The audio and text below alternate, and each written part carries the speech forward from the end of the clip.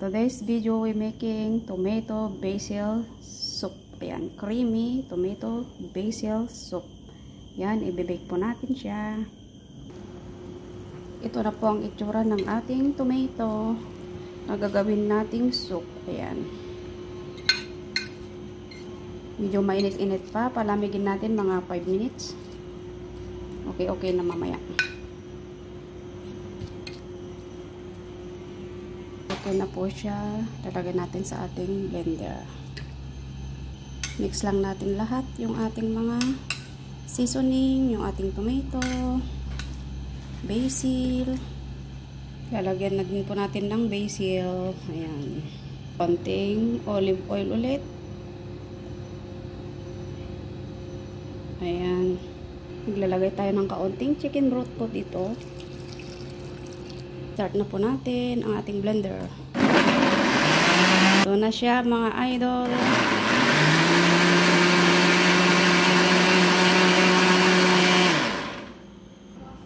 Ito na po yung ating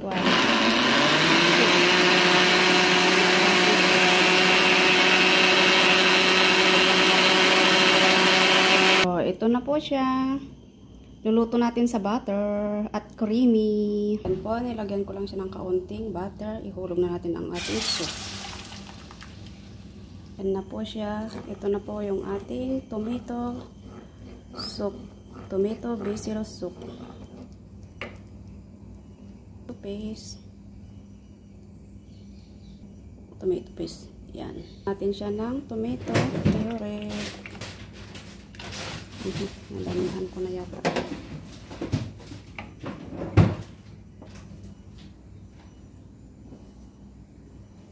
Ito na po siya. Atin ang ating butter. Ang ating creamy. Ayan.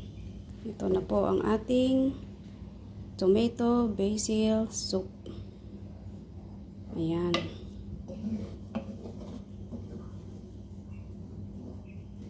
Ito na po yung ating creamy tomato basil soup.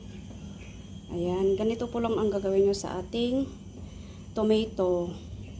Pag meron kayong gusto nyong maghigop ng sabaw, pwede. Kahit ano pong klase ng gulay, carrots, pwede din. Ayan. Lagyan nyo lang siya ng chicken cubes. Ayan. Oh, yan na siya. Lutong-luto na siya. Pwede na tayong maghigop ng kasabaw. Ito. Po yan. Na po siya. Pwede nating lagyan ng basil. O kaya naman, nasa sa inyo po kung gusto nyong dagdagan siya ng cream. Para sa decor lang po yan. Ayan. Okay na po.